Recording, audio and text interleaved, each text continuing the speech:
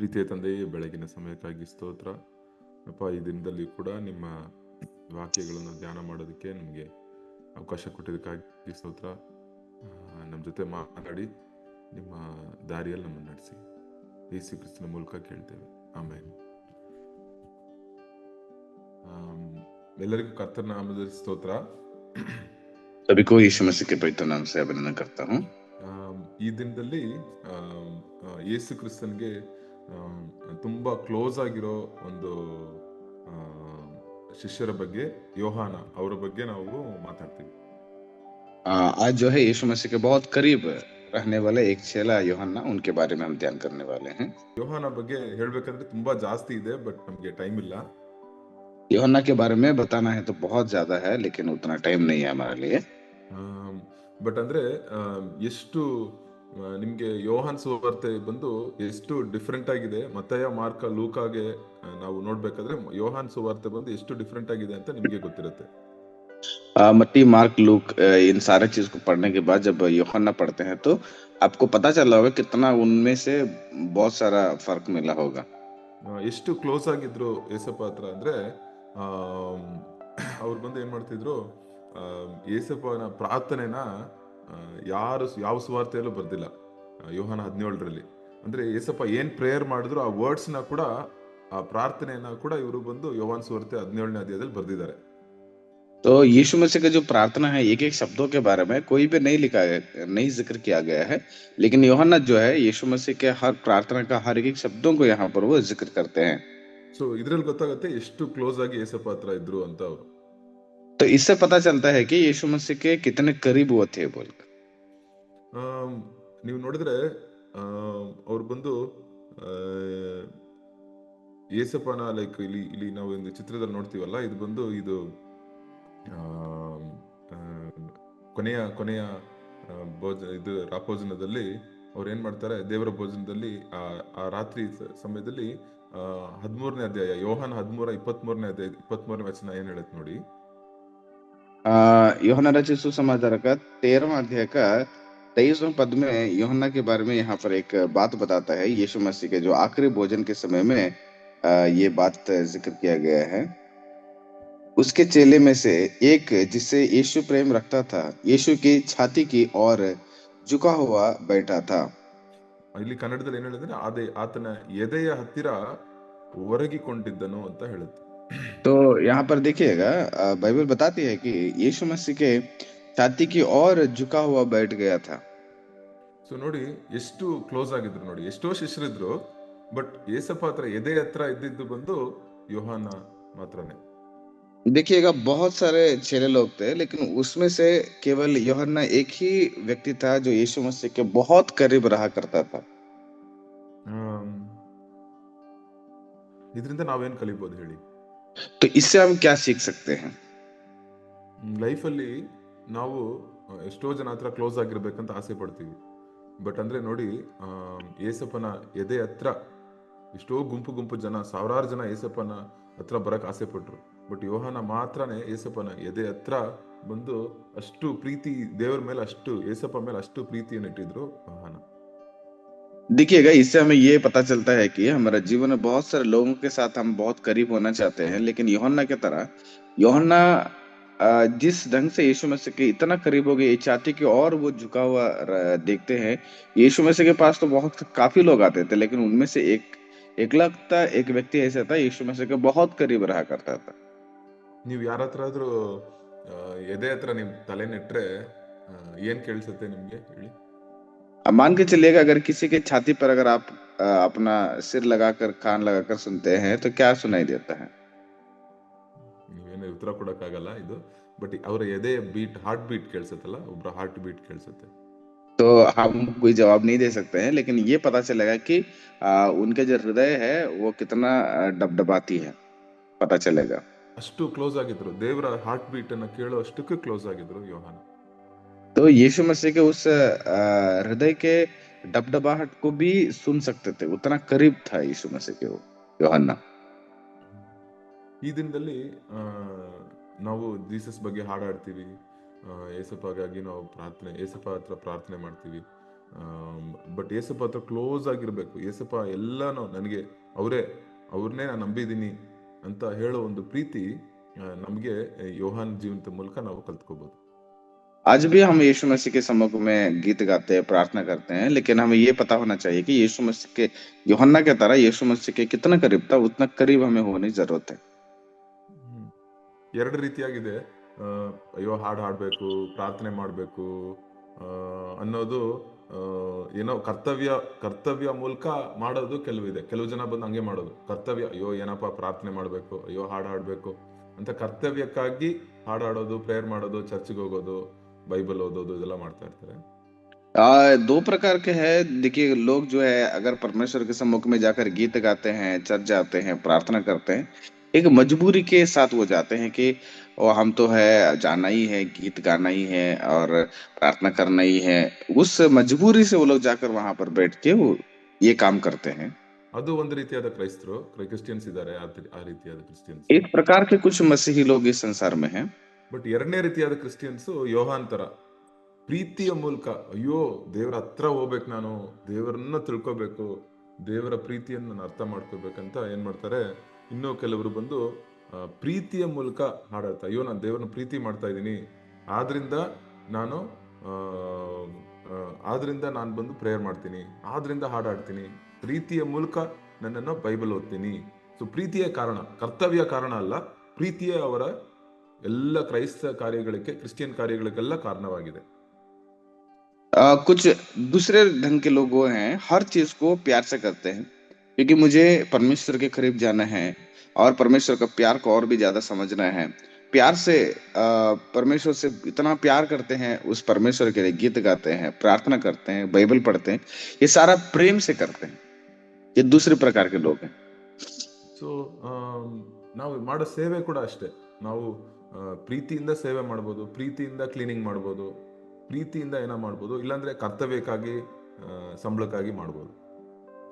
देखिएगा, दूसरा ये सेवकाई में भी देख सकते हैं, प्यार से सेवा भी करते हैं या चर्च का साफ सुथरा करते हैं, या कुछ दूसरे लोग हैं, कुछ मजबूरी है, वो करना ही है कार्य हम लोगों को, उसके वजह से हमको पगार मिलता है बोल के वो चीज भी करते हैं. ಸೊ ಇವತ್ತು ನಾವು ಯೋಹಾನ್ ಮೂಲಕ ಅಂತ ಕಲಿಯೋದು ಒಂದೇ ಕಾರ್ಯ ಏನಂದ್ರೆ, ಏನೇ ಮಾಡಿದ್ರು ನಾವು ಪ್ರೀತಿಯೇ ಅದಕ್ಕೆ ಮೂಲ ಕಾರಣವಾಗಿರ್ಬೇಕು, ಅದೇ ಬೇರಾಗಿರ್ಬೇಕು. ನಮ್ಮ ಕ್ರೈಸ್ತ ಜೀವಿತದ ಬೇರು ಪ್ರೀತಿಯಾಗಿರ್ಬೇಕು, ಅದು ಯೇಸು ಕ್ರಿಸ್ತನ ಮೇಲೆ ಇರುವ ಪ್ರೀತಿ. तो आज हमें यूहन्ना के द्वारा ये सीखना चाहिए, हम जो कुछ भी करें वो प्यार से ही करना चाहिए. हमारा प्यार ही उसका आधार होना चाहिए हर कामों के लिए. ಸೊ ಅಂದ್ರೆ ಈ ತರ ಇರ್ಲಿಲ್ಲ ಅವರು, ಫಸ್ಟ್ ಈ ತರ ಬಂದಿರ್ಲೇ ಇಲ್ಲ ಯೋಹಾನ. यूहन्ना जो है पहले ऐसे नहीं थे. ನಾವು ಅಷ್ಟೇ, ಯಾರಿಗೂ ಆಟೋಮೆಟಿಕ್ ಆಗಿ ಪ್ರೀತಿ ಬಂದ್ಬಿಡಲ್ಲ ನಮ್ಮ ಲೈಫಲ್ಲಿ. कोई भी किसी को भी तुरंत प्यार नहीं आती है, ಕೋಪ ಬರುತ್ತೆ ನಮ್ಗೆ, अचानक से गुस्सा आ जाता है. ಕೋಪ ಬರ್ದಿರೋ ಮನುಷ್ಯ ಯಾರು ಇಲ್ಲ ಲೋಕದಲ್ಲಿ. इस संसार में गुस्सा ना करने वाला व्यक्ति कोई नहीं है. ಯೋಹಾನ ಹಂಗೇನೆ ಇದ್ರು ಒಂದ್ಸತಿ. यूहन्ना भी उस पहले उसके जीवन में ऐसे ही थे. ನೋಡಿ, ಮಾರ್ಕನ ಬರೆದ ಪುಸ್ತಕ 3ನೇ ಅಧ್ಯಾಯ, मार्कुस 3 अध्याय का 17ನೇ ವಚನ ನೋಡಿ, ದೇವರು ಏನ್ ಹೇಳ್ತಾರೆ ಅವ್ರ ಬಗ್ಗೆ. मार्कुस 3 का 17 पद को हम पढ़ेंगे तो वहां पर क्या बताते हैं, देखिएगा. और जब्दी का पुत्र याकूब और याकूब का भाई यूहन्ना, जिसका नाम उसने बुआर्गनेस अर्थात गर्जन के पुत्र रखा. ಅವ್ರಿಗೆ ಏನ್ ಹೆಸರು ಅಡ್ಡ ಹೆಸರು ಏನಿತ್ತು ಗೊತ್ತಾ? ಹೆಸರಿಟ್ಟಿದ್ರು ಅವ್ರಿಗೆ ಗುಡುಗಿನ ಮಕ್ಕಳು, ಮರಿಗಳು ಅಂತ ದೇವ್ರ ಹೆಸರು ಏಸಪ್ಪ ಬಂದು ಅವ್ರಿಗೆ ಹೆಸರಿಟ್ಟಿದ್ರು, ಅಡ್ಡ ಹೆಸರು. देखिएगा यहाँ पर इनको कैसे नाम दिए थे यीशु मसीह ने, गर्जन के पुत्र के नाम से वो बुलाया करते थे. ನೋಡಿ, ಜೀಸಸ್ ಎಷ್ಟು ಕಾಮಿಡಿ ಮಾಡ್ತಾ ಇದ್ರು, ಗುಡುಗಿನ ಮಕ್ಕಳು ಅಂತ ಸುಮ್ಮನೆ ತಮಾಷೆಗೆ ಅವ್ರನ್ನ ಹೇಳ್ತಿದ್ರು. यीशु मसीह कितना एक क्या बोलते हैं, मजाक में बोलते थे कि गर्जन के पुत्र बोल के. ಏನಕ್ಕೆ, क्यों ऐसे बोलते थे? ಒಂದ್ಸತಿ ಏನಾಯ್ತು ಅಂದ್ರೆ, ಒಂದು ಹಳ್ಳಿಯಲ್ಲಿ ಹೋಗ್ತಾ ಇದ್ರು, ಅಲ್ಲಿ ಏಸಪ್ಪಾಗೆ ಜಾಗ ಕೊಡ್ಲಿಲ್ಲ. ಅವ್ರು ಕೊಟ್ಟಿಲ್ಲ ಅಂದ್ರೆ ಫುಲ್ ಕೋಪ ಇವ್ರಿಗೆ. ಏಸಪ್ಪಾಗೆ ಯಾಕೆ ಲೂಕ 9ನೇ ಅಧ್ಯಾಯದಲ್ಲಿ ಅವ್ರಿಗೆ ಜಾಗನೇ ಕೊಟ್ಟಿಲ್ಲ. ಸೊ ಅವಾಗ ಫುಲ್ ಕೋಪ ಯೋಹಾನಗೋ ಅವ್ರ ಅಣ್ಣನ್ಗೆ ಯಾಕೋಬ್, ಯೋಹಾನ ಯಾಕೋಬ್ ಇಬ್ರು ಇದಾರಲ್ಲ, ಅವ್ರ ಬ್ರದರ್ಸ್. ಸೊ ಅವಾಗ ಯೋಹಾನ ಯಾಕೋಬ್ ಏನ್ ಹೇಳ್ತಾರೆ ನೋಡಿ 57ನೇ ವಚನದಲ್ಲಿ, 54ನೇ ವಚನದಲ್ಲಿ, ಲೂಕ 9:54ರಲ್ಲಿ. देखिएगा यहाँ पर एक बार यीशु मसीह सुसमाचार के लिए निकल पड़ते हैं, तो वहां के लोग जो है यीशु मसीह के लिए मौका नहीं देते हैं। तो उस वक्त में यूहन्ना और उसके भाई दोनों क्या उनका एक व्यवहार रहा। 9वां अध्याय, लूका 9वां अध्याय का 54वां अध्याय में वचन में हमें इसको देख सकते हैं। यह देखकर उसके चेले याकूब और यूहन्ना ने कहा, हे प्रभु, क्या तू चाहता है कि हम आज्ञा दें कि आकाश से आग गिरकर उन्हें भस्म कर दें? ನೋಡಿ ಹೆಂಗೆ ಕೋಪ ಎಷ್ಟು ಬರುತ್ತೆ ನೋಡಿ, ಕೋಪ ಅವ್ರಿಬ್ರಿಗೂ. उन दोनों को कितना गुस्सा आता है देखिएगा। ಅವ್ರು ಯಾರೋ ಮಾತು ಕೇಳಲಿಲ್ಲ, ನನ್ ಮಾತು ಕೇಳಲಿಲ್ಲ ದೇವ್ರೆ, ಅವ್ರನ್ನ ಬೆಂಕಿ ಹಾಕಿ ಅವ್ರನ್ನ ಭಸ್ಮ ಮಾಡ್ಬಿಡಿ ಅಂತ ಕೇಳ್ತಾರೆ ದೇವ್ರ ಹತ್ರ. यीशु मसीह से ये लोग विनती करते हैं कि जो लोग बात नहीं सुने हैं उनको आप आग से आकाश से आग बरसाकर उनको भस्म कर दीजिए बोल के उतना गुस्सा हो जाते हैं। ಸೊ ಅದಕ್ಕೆ ಗುಡುಗಿನ ಮರಿಗಳು ಅಂತ ದೇವ್ರು ಬಂದು ಅವ್ರಿಗೆ ಅಡ್ಡೆಸರು ಇಟ್ರು. तो इसलिए गर्जन के पुत्र करके उनको एक पदनाम से बुलाया करते थे। ನಾವು ಅಷ್ಟೇ, ಒಂದ್ ರೀತಿಯಲ್ಲಿ ನಾವು ಬಂದು ಗುಡುಗಿನ ಮಕ್ಕಳೇ. ಎಲ್ಲರಿಗೂ ಕೋಪ ಬರುತ್ತೆ ಕೆಲವು ವಿಷಯದಲ್ಲಿ. हम भी एक समय में गुस्सा करने वाले ही पुत्र के रूप में गिना जाते थे। ಬಟ್ ಅಂದ್ರೆ ನೋಡಿ, ಏಸಪ್ಪ ಹತ್ರ ಬಂದ್ಮೇಲೆ ನಮ್ ಲೈಫ್ ಹಂಗೆ ಇರಲ್ಲ. ಅದೇ ತರ ಕೋಪಿಷ್ಟರಾಗಿ ಮುಖ ತೋರ್ಸೋದು, ಇಲ್ಲಾಂದ್ರೆ ಗುಣಗುಟ್ಟೋದು, ಇಲ್ಲಾಂದ್ರೆ ಬೇರೆಯವ್ರ ಬಗ್ಗೆ ಬೇರೆಯವ್ರನ್ನ ಮನ್ಸಲ್ಲೇ ಕೋಪ ಪಡೋದು, ಬೇರೆಯವ್ರನ್ನ ಇಟ್ಕೊಂಡು ಮನ್ಸಲ್ಲೇ ಅವ್ರ ಮೇಲೆ ಕೋಪ ಇರೋದು, ಅದೆಲ್ಲ ಬಂದು ದೇವ್ರು ತೆಗೆದಾಕ್ಬಿಡ್ತಾರೆ. तो हमारे जीवन में भी कभी कभी ऐसे प्रकार के सोच विचार आते हैं कि हम गुस्सा करना, किसी और के बारे में मन में ही क्रोधित होना, तो ये सारा चीज को यीशु में से हमारे से वो निकाल देते हैं। ಸೊ ಅದರಿಂದ ನಮಗೂ ಇವತ್ತು ನಂಬಿಕೆ ಇದೆ. ನಾವು ಬಂದ್ಬಿಟ್ಟು ನೀವು ಒಂದ್ ವೇಳೆ ಯಾವ ರೀತಿಯಾದ ತುಂಬಾ ನಿಮ್ಗೆ ಮನಸ್ಸಲ್ಲಿ ತುಂಬಾ ಕೋಪ ಬರೋ ಮನುಷ್ಯರಾಗಿ ಯಾರ ಇರ್ಬೋದು ಇಲ್ಲಿ, ಎಲ್ಲರಿಗೂ ಇದೆ. ಬಟ್ ನಾವು ದೇವರ ಹತ್ರ ಇದ್ದಾಗ, ದೇವರ ಎದೆ ಹತ್ರ ಇದ್ದಾಗ ಆ ಏಸಪ್ಪನ ಪ್ರೀತಿ ನಮ್ಮ ಮೇಲೆ ಬರುತ್ತೆ. तो हमारे जीवन में भी अगर ऐसे ऐसे कुछ लोग रहते हैं इस जगह में, तो परमेश्वर का प्यार अगर हमारे अंदर रहेगा तो कई सारी चीजें हमारे जीवन में बदल जाती है। ಸೊ ನೀವು 1 ಯೋಹಾನ ಪುಸ್ತಕ ನೀವು ನೋಡಿದ್ರೆ ಎಷ್ಟು ಚೆನ್ನಾಗಿ ಇಲ್ಲಿ ನೋಡಿ ಅವರು ಬಂದು ಪ್ರೀತಿ ಬಗ್ಗೆ ಬರೀತಾರೆ ನೋಡಿ. ಅವರು ನನ್ಗೇನಂತಂದ್ರೆ, ಗುಡುಗಿನ ಮಗ ಬಂದು ಪ್ರೀತಿಯ ಅಪೋಸಲ್ ಆಫ್ ಲವ್ ಅಂತ ಹೇಳ್ತಾರೆ.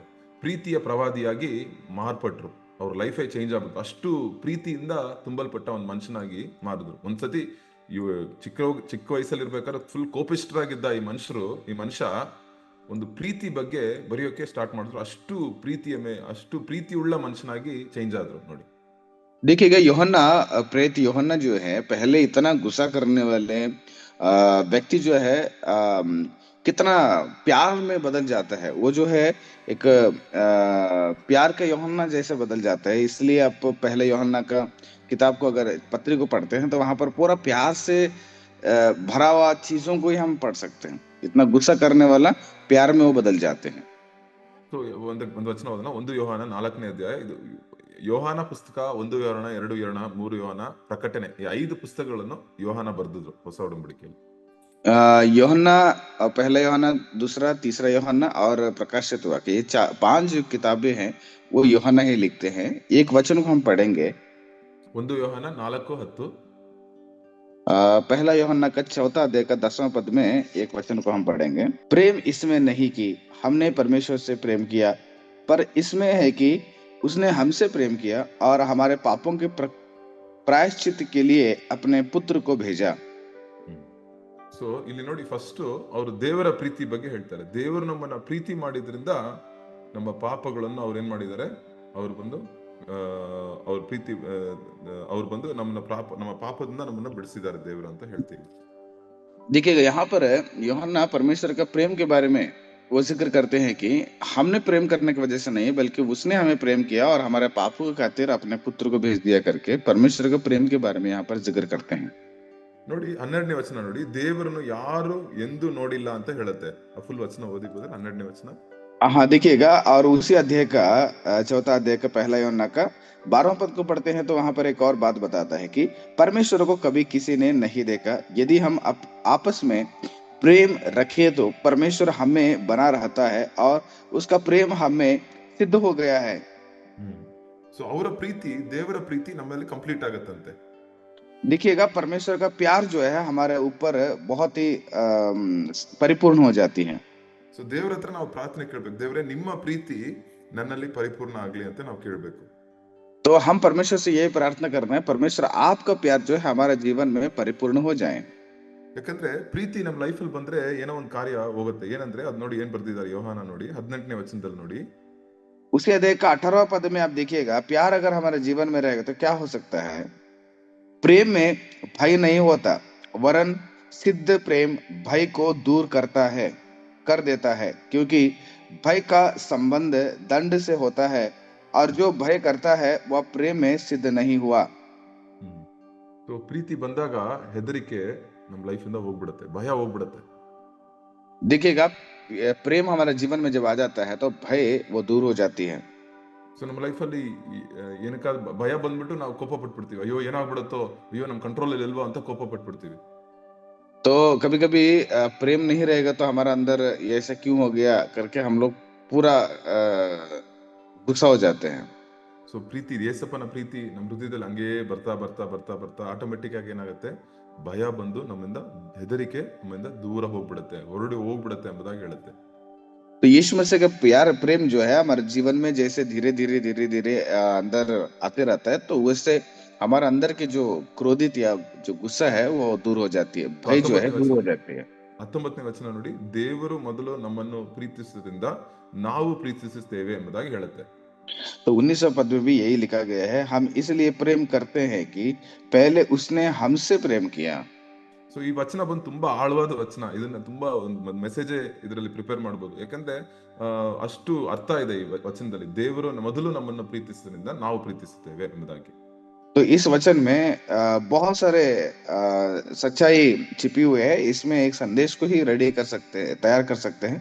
उतना प्रेम के बारे में वो बहुत गहराई में वो लिखी गई है। ಸೊ ದೇವ್ರು ಫಸ್ಟ್ ನಮ್ಮನ್ನು ಪ್ರೀತಿ ಮಾಡ್ತಾರೆ ಅಂತ ನೀವು ಅರ್ಥ ಮಾಡ್ಕೋಬೇಕು. ಅದನ್ನ ಫಸ್ಟ್ ನಾವು ನಮ್ಮ ಲೈಫಲ್ಲಿ ತಿಳ್ಕೊಬೇಕು. ದೇವ್ರು ನನ್ನನ್ನ ಪ್ರೀತಿ ಮಾಡಿದ್ದಾರೆ, ಅವ್ರು ನನ್ನನ್ನ ಬಿಡೋದಿಲ್ಲ, ಅವ್ರು ನನ್ನ ಹತ್ರ ಇದ್ದಾರೆ, ನಾನು ಅವ್ರ ಹತ್ರ ಇದ್ದೀನಿ ಎಂಬುದಾಗಿ ನಾವು ತಿಳ್ಕೊಂಡಾಗ ಏನಾಗುತ್ತೆ, देखिएगा, हम ये समझना जरूरत है, परमेश्वर हमसे बहुत प्रेम करते हैं, सबसे पहला वही प्रेम करते हैं। अगर हम ऐसे अगर समझते हैं तो क्या हो सकता है, ಆವಾಗ ನಾವು ಬೇರೆಯವ್ರನ್ನ ಆ ದೇವರ ಪ್ರೀತಿಯಿಂದ ಪ್ರೀತಿ ಮಾಡಕ್ ಸ್ಟಾರ್ಟ್ ಮಾಡ್ತೀವಿ. तब भी हम लोग किसी दूसरे को परमेश्वर का प्रेम से हम प्रेम कर सकते हैं। ಸೊ ನೋಡಿ, ನಾವು ಯಾರಾದ್ರೂ ಬಂದು, ಮೊನ್ನೆ ಏನಾಯ್ತು, ಚರ್ಚಲ್ಲಿ ಒಂದ್ ಸಿಸ್ಟರ್ ಇದ್ರು, ಅವ್ರು ಬಂದು ಚರ್ಚಿಗೆ ಬರ್ತಾ ಇರ್ಲಿಲ್ಲ, ಒಂದ್ 5 ತಿಂಗಳು ಬಂದಿಲ್ಲ. ನಾನು ನಮ್ಮ ವೈಫ್ ಕೇಳಿದ್ವಿ, ಏನ್ ಸಿಸ್ಟರ್ ಬರ್ತಾ ಇಲ್ಲ ನೀವು ಚರ್ಚ್ಗೆ ಅಂತ ಕೇಳಿದೆ. हमारा चर्च में एक बहन है, वो बहन लगभग 5 महीने से वो कलीसिया में नहीं आए थे। हम और मेरे पत्नी जाकर हम उस बहन से बातचीत कर रहे थे। ಅವಾಗ ಅವ್ರು ಹೇಳಿದ್ರು, ಚರ್ಚಲ್ಲಿ ಒಂದ್ ಸಿಸ್ಟರ್ ಬಂದ್ಬಿಟ್ಟು ನನ್ನ ಬಗ್ಗೆ ಒಂಥರ ತಪ್ಪಾಗಿ ಹೇಳ್ಬಿಟ್ರು ಚರ್ಚ್ ಮುಗಿದ್ಮೇಲೆ ಒಂದಿನ. ನನಗೆ ಅದು ತುಂಬಾ ಬೇಜಾರಾಗೋಯ್ತು. ನಾವು ಚರ್ಚಿಗೆ ನೆಮ್ಮದಿಗಾಗಿ ಬರ್ತೀವಿ, ಬಟ್ ಈ ತರ ಹೇಳ್ಬಿಟ್ರು, ಸೊ ಅದಕ್ಕೆ ನಂಗೆ ಚರ್ಚಿಗೆ ಬರಕ್ಕೆ ಇಷ್ಟ ಇಲ್ಲ ಅಂತ ಹೇಳ್ಬಿಟ್ರು. तो हमने जाके पूछे कि बहन जी आप क्यों कलीसिया में नहीं आ रहे हैं। तब वो बहन बताई, हम जब कलीसिया में आते हैं तो मन की शांति के लिए आ जाते हैं, लेकिन वहां पर मुझे एक बहन ने मुझे मन को बहुत दुखित किए, इसलिए हम उधर नहीं आ पा रहे हैं बोल के। ನೋಡಿ, ನಮ್ಮನ್ನ ಪ್ರೀತಿ ಮಾಡೋರ್ನ ಮಾತ್ರ ನಾವು ಪ್ರೀತಿ ಮಾಡಿದ್ರೆ ದೇವ್ರ ಪ್ರೀತಿ ನಮ್ಮಲ್ಲಿ ಇಲ್ಲ. ಯಾಕಂದ್ರೆ ಅದು ಮನುಷ್ಯರ ಪ್ರೀತಿ. ನಮ್ಮನ್ನ ಪ್ರೀತಿ ಯಾರು ಮಾಡ್ತಾರೋ ಅವ್ರನ್ನ ಮಾತ್ರ ನಾನು ಪ್ರೀತಿ ಮಾಡ್ತೀನಿ ಅಂತ ಇದ್ದಾಗ ಅದು ಬಂದು ಎಲ್ಲಾರು ಮಾಡ್ತಾರ ಆತರ. देखिएगा, अगर मान के चलेगा हमें कोई प्यार करता है, प्रेम करते हैं, तो उनसे अगर हम प्रेम रखते हैं तो ये तो सब लोग करने वाले हैं। ಬಟ್ ಅಂದ್ರೆ ನೋಡಿ, ತುಂಬಾ ಕಷ್ಟವಾದ ಪ್ರೀತಿ ಏನ್ ಗೊತ್ತಾ, ನಾವು ಇಷ್ಟಪಟ್ಟಂಗೆ ನಡ್ಕೊಳ್ಳಲ್ಲ ಕೆಲವರು, ನಾವು ಆಸೆ ಪಟ್ಟಂಗೆ ನಡೆಯಲ್ಲ ಅವರು. ನಮಗೆ ವಿಶೇಷವಾಗಿ ನಮ್ಗೆ ಇಷ್ಟ ಇಲ್ಲದೆ ಇರೋ ಮಾತುಗಳು ಕೆಲವು ಟೈಮ್ ಮಾಡ್ಬಿಟ್ಟಿರ್ತಾರೆ. ಅವ್ರನ್ನ ಪ್ರೀತಿ ಮಾಡೋದು ತುಂಬಾ ಕಷ್ಟ. ಅದು ನಮ್ಮ ಮನುಷ್ಯರ ಪ್ರೀತಿಯಿಂದ, ನಮ್ಮ ಮನಸ್ಸಿನ ಪ್ರೀತಿಯಿಂದ ಅದನ್ನ ಅವ್ರನ್ನ ಪ್ರೀತಿ ಮಾಡಕ್ ಆಗಲ್ಲ ನಾವು. तो अगर मान के चलना हमारा बात नहीं सुनते हैं, हमसे वो प्रेम नहीं करते हैं, उन लोगों को अगर हम प्रेम दिखाते हैं, वो बहुत ही कठिनाई से, मतलब कठिन से भरा हुआ है। मान के चलना आपके मन के अनुसार वो चले नहीं है, आपको जो पसंद नहीं है वो चीज करते हैं, आपसे कुछ भी बोल भी दिया होगा, उनसे प्रेम रखना बहुत कठिन है। ಸೊ ಅವಾಗ ಏನ್ ಮಾಡಿ, ಪ್ರಾರ್ಥನೆಯಲ್ಲಿ ಹೋಗಿ ದೇವ್ರ ಹತ್ರ ನೀವು. तब क्या करना है? आप परमेश्वर के सम्मुख में जाकर प्रार्थना में जाना है। ಹೋಗಿ ನೀವು ಹೇಳಿ, ಏಸಪ್ಪ ನನಗೆ ಇವ್ರ ಮೇಲೆ ನನ್ನ ಪ್ರೀತಿ ಬರ್ತಾನೆ ಇಲ್ಲ, ನನ್ಗೆ ಬರೀ ಕೋಪನೇ ಬರ್ತಾ ಇದೆ ಅಂತ ಹೇಳಿ ಏಸಪ್ಪಗೆ.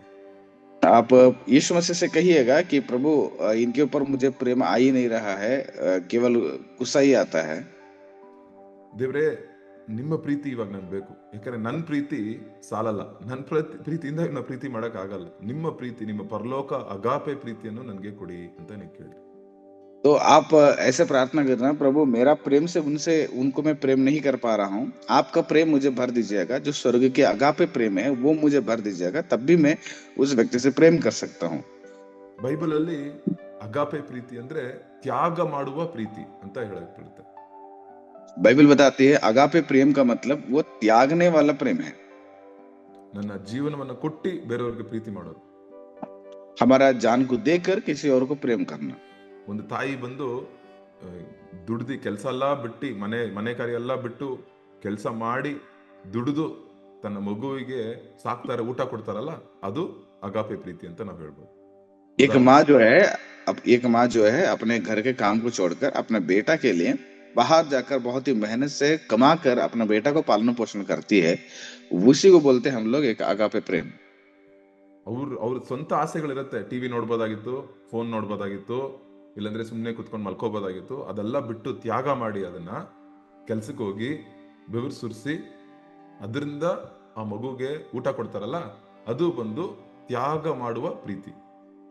तो वो माँ जो है वो घर पे रह सकती थी, टीवी देख सकते थे, मोबाइल देख सकते थे, सो भी सकते थे, लेकिन ये सारा चीज को त्याग के, अपने आप को त्याग के बाहर जाकर पसीना बहाकर मेहनत से काम करके आकर अपना बेटा को जो संभालते हैं, ये उस बेटा का पालन पोषण करते हैं, उसी को बोलते हैं हम अगापे प्रेम।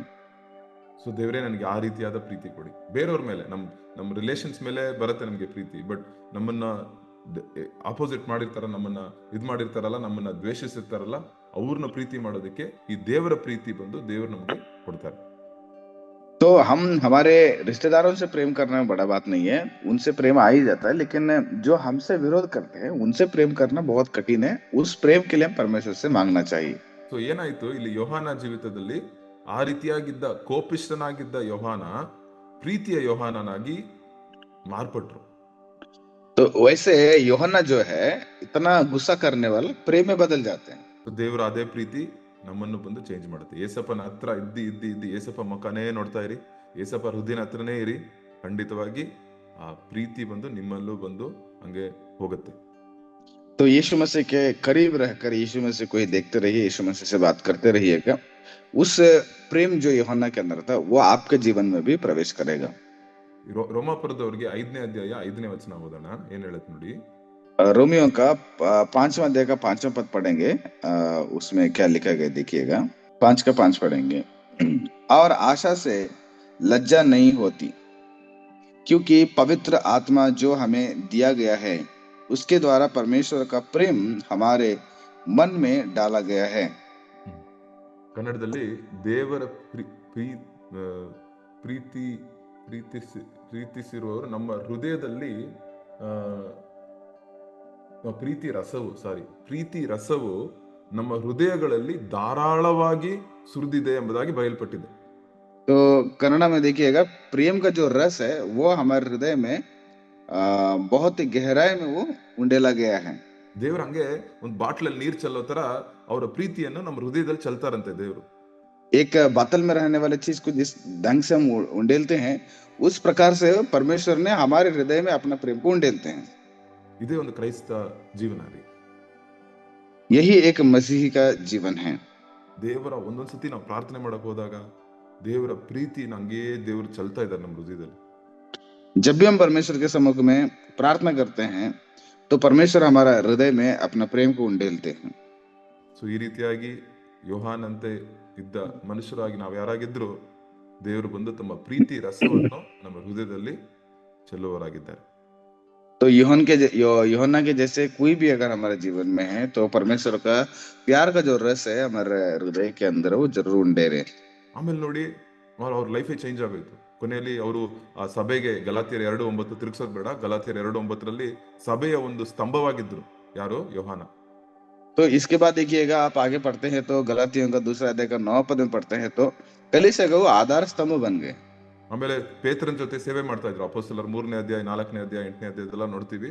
ಪೇತ್ರನ ಜೊತೆ ನಿಂತ್ಕೊಂಡು ಪಕ್ಕ ಬಲವಾಗಿ ನಿಂತ್ಕೊಂಡು ಸೇವೆ ಮಾಡ್ತಾ ಇದ್ರು. तो आप देखिएगा पतरस के साथ एक बल होकर बगल में रहकर वो सेवकाई भी किए। प्रेरितों के कामों के वर्णन तीसरा अध्याय, चौथा अध्याय और 8वां अध्याय में जाके पढ़ सकते हो। ಆಮೇಲೆ ತಿರ್ಗಾ ಕೊನೆಯಲ್ಲಿ ನೋಡ್ತೀವಿ ಸತ್ಯಕ್ಕಾಗಿ ಹೋರಾಡಿದ್ರು. ಸತ್ಯ, ಯೇಸಪ್ಪನ ಸತ್ಯ ಬಂದು ಮುಖ್ಯವಾಗಿ ಹೇಳ್ಬೇಕು ಎಲ್ಲರಿಗೂ ಅಂತ ಸತ್ಯವನ್ನು ಪ್ರೀತಿಯಿಂದ ಹೇಳ್ತಾ ಇದ್ರು. ಎಫೆಸಿಯರು 4:15 ಬರ್ದಿದೆ, ಸತ್ಯವನ್ನು ಹೇಗೆ ಹೇಳ್ಬೇಕಂತೆ, ಪ್ರೀತಿಯಿಂದ ಹೇಳ್ಬೇಕಂತ. ಆ ರೀತಿಯಾಗಿ ಯೋಹಾನ ಮಾಡ್ತಾ ಇದ್ರು. और यूहन्ना आखिर में जो है सच्चाई के लिए वो लड़ने वाला था। आप यूहन्ना तीसरा यूहन्ना और एफेसियों का 4 का 15 पद को पढ़िएगा, वहां पर जिक्र किया गया है सच्चाई को प्रेम से बताना चाहिए। ಸೊ ನಾನು ಹೇಳ್ದಂಗೆ ಫಸ್ಟೇ ಪ್ರೀತಿನೇ ನಮ್ಮ ಬೇರಾಗಿರ್ಬೇಕು, ನಮ್ಮ ಲೈಫಿನ ಬೇರಾಗಿರ್ಬೇಕು. मैंने पहले आपको बता दिया हूँ, प्रेम ही हमारा जिंदगी का वो जड़ होना चाहिए। ಒಂದ್ ವೇಳೆ ಆ ರೀತಿ ಇಲ್ಲ ಅಂದ್ರೆ ನೀವು ಏಸಪ್ಪ ಎದೆ ಹತ್ರ ಬನ್ನಿ, ಏಸಪ್ಪ ಹತ್ರ ಬನ್ನಿ, ಏಸಪ್ಪ ಬಗ್ಗೆ ತಿಳ್ಕೊಳ್ಳಿ, ಏಸಪ್ಪ ಮುಖ ನೋಡಿ, ದೇವ್ರ ಹಂಗೆ ನಿಮ್ಮ ಹೃದಯವನ್ನು ಪ್ರೀತಿಯ ಹೃದಯವಾಗಿ ಮಾರ್ಪಡಿಸ್ತಾರೆ. अगर आपके जीवन में ऐसे नहीं है तो आप यीशु मसीह करीब आ जाइएगा, यीशु मसीह का चेहरा देखिए, प्रार्थना कीजिएगा, वो प्रेम परमेश्वर आपके हृदय में उंडेलते हैं। ಇದು ನಮ್ಮ ಕೈಯಿಂದ ನಾವೇ ತಯಾರಿಸ್ಕೊಳಕ್ಕಾಗಲ್ಲ, ಈ ಪ್ರೀತಿನ ನಾವು ತಯಾರಿ ಮಾಡಕ್ ಆಗಲ್ಲ. ये ಪರಲೋಕದಿಂದ जो ಬರುವ ಈ ಪ್ರೀತಿ, ये जो प्रेम है वो हम अपने आप को तैयार नहीं कर सकते हैं, बल्कि ये परमेश्वर अपने ये स्वर्ग की प्रेम है। ಪ್ರಾರ್ಥನೆ ಮಾಡಿ. हम प्रार्थना करेंगे। ಪ್ರೀತಿಯ ತಂದೆಯೇ, ನಾವು ಪಾಪಿಗಳಾಗಿ, ಕೆಲವರು ಇಲ್ಲಿ ಕೋಪಿಷ್ಠರಾಗಿ, ಕೆಲವರು ನಾವಿದ್ದೀವಿ. प्यारे पिता, हमारा जीवन में हम यहाँ पर बैठे हुए हैं, कहीं कहीं पाप करने वाले, कोप करने वाले हम लोग बैठे हुए हैं प्रभु जी। ಅಪ್ಪ, ನಿಮ್ಮ ಪ್ರೀತಿ ನಮ್ಗೆ ಬೇಕು. परमेश्वर आपका प्रेम हमें जरूरत है। ದೇವರೇ, ನಿಮ್ಮ ಪ್ರೀತಿ ರಸವನ್ನು ನಮ್ಮ ಹೃದಯದಲ್ಲಿ ನೀವು ಚೆಲ್ಬೇಕೆಂಬುದಾಗಿ ಕೇಳ್ಕೊಳ್ತೀನಿ. परमेश्वर आपका प्रेम का जो रस है हमारे हृदय में उंडेलने के लिए हम प्रार्थना करते हैं। ದೇವರೇ, ನಮ್ಮ ಹೃದಯವನ್ನು ಮಾರ್ಪಡಿಸುವ ಶಕ್ತಿ ನಿಮ್ಗೆ ಮಾತ್ರ ಉಂಟು. परमेश्वर हमारे हृदय को परिवर्तन करने का सामर्थ्य केवल आप ही के पास है। ಕಠಿಣವಾದ ಹೃದಯಗಳನ್ನು ಮೆದುವಾದ ಹೃದಯಗಳಾಗಿ ಮಾಡುವ ದೇವರು ನೀವು. कठिन के हृदय को नम्र बनाने का ताकत आपके पास है। ದೇವರೇ, ನಿಮ್ಮ ಶಕ್ತಿಗೆ ನಮ್ಮನ್ನು ಒಪ್ಪಿಸಿಕೊಡುತ್ತೇವೆ. परमेश्वर आपके ताकत के लिए हम अपने आप को समर्पण करते हैं। ಈ ದಿನದಲ್ಲಿ ನಮ್ಮನ್ನು ಮುಟ್ಟಿ आज के दिन में आप हमें छू लें, ನಿಮ್ಮ ಪವಿತ್ರಾತ್ಮನಿಂದ ನಮ್ಮನ್ನು ತುಂಬಿಸಿ. आपके पवित्र आत्मा से हम भर दीजिएगा। ನಮ್ಮ ಬಲದಲ್ಲಪ್ಪ, ನಿಮ್ಮ ಬಲದಲ್ಲಿ ನಡೆಯುವಂತೆ ನಿಮ್ ಸಹಾಯ ಮಾಡಿ. हमारा बल से नहीं परमेश्वर, आपके बल से चलने के लिए हमें शक्ति दे। ನಮ್ಮ ಪ್ರೀತಿಯಲ್ಲ, ನಿಮ್ಮ ಪ್ರೀತಿಯಿಂದ ನಾವು ಜೀವಿಸಲು ಸಹಾಯ ಮಾಡಿ. हमारा प्रेम से नहीं बल्कि आपके प्रेम से जीने के लिए हमें सहायता करें। ಯೋಹಾನನನ್ನು ಮಾರ್ಪಡಿಸಿದ ದೇವರು ನಮ್ಮನ್ನು, ನಮ್ಮ ಕುಟುಂಬವನ್ನು ಮಾರ್ಪಡಿಸ್ತಾರೆ ಎಂಬುದಾಗಿ ವಿಶ್ವಾಸಿಸ್ತೇವೆ. यूहन्ना को जो आपने परिवर्तन किया, वैसे हमें और हमारा परिवार को परिवर्तन करने के लिए हम आपको स्तुति करते हैं। ಮಹತ್ತಾದ ಕಾರ್ಯಗಳನ್ನು ಮಾಡಿ, बलवंत कार्य करें। ಯೇಸು ಕ್ರಿಸ್ತನ ಮೂಲಕ ಕೇಳ್ತೀವಿ. आमीन।